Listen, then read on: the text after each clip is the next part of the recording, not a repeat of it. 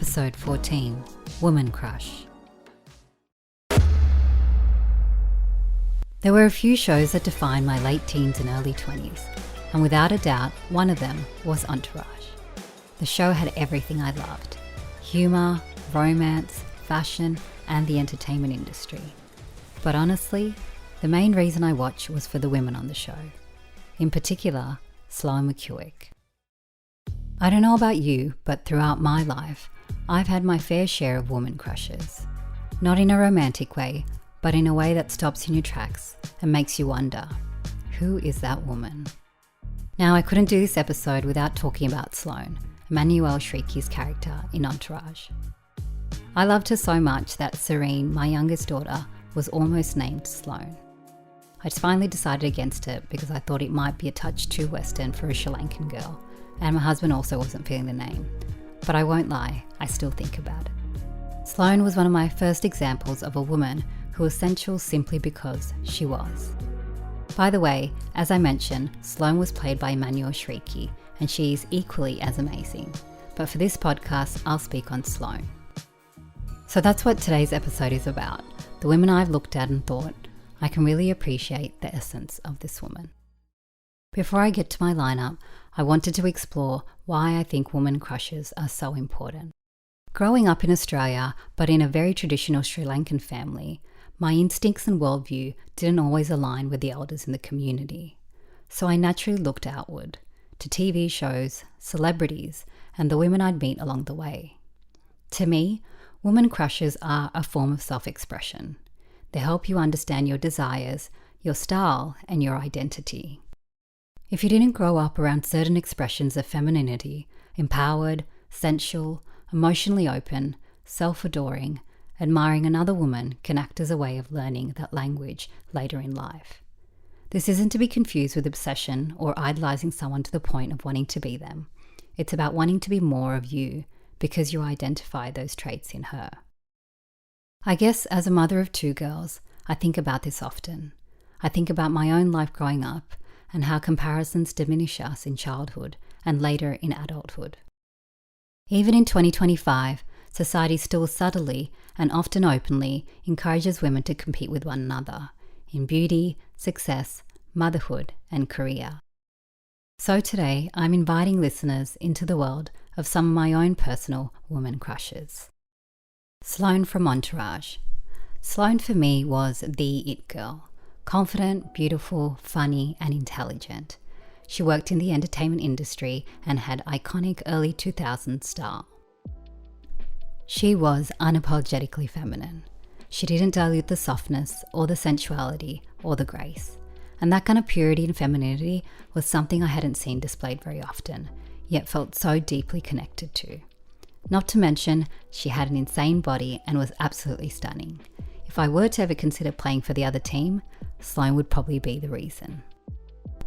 Carolyn Bessette-Kennedy.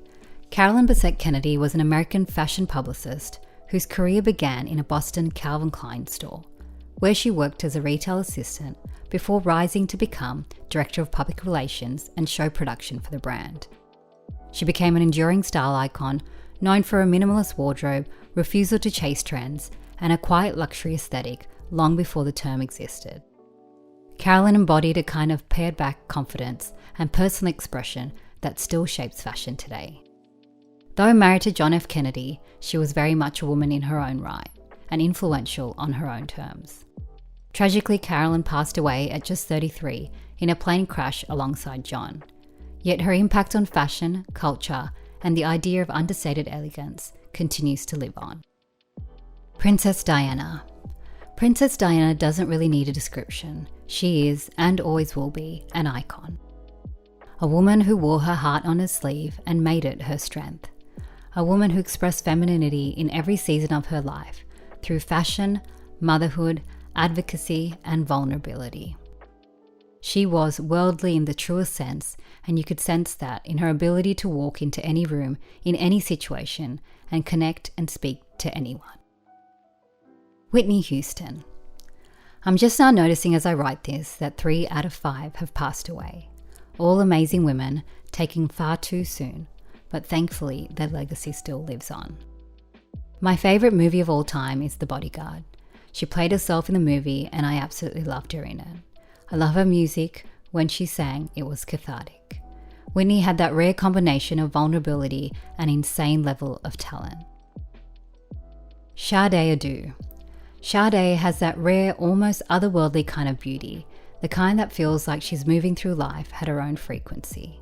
There's something hypnotic about her. Her music carries that energy, smooth, sensual, and deeply felt. Her songs are the kind you experience in your body before you even register the lyrics. And when she speaks, whether in interviews or rare public moments, she does it with quiet depth.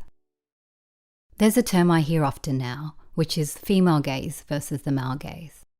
A woman crush is pure female gaze.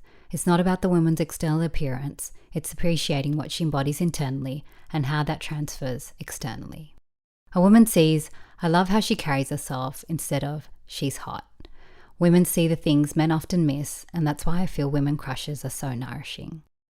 So if you're listening, I invite you to look inwards and think who your woman, or if you're a male, your man crush is, and what it is about them that you admire. How can you ignite that same essence that's already within you? What's one small embodiment habit of theirs that you can apply?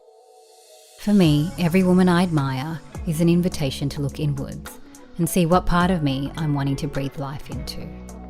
That's why I feel woman crushes aren't random. It's a version of you maybe living a different chapter of your life.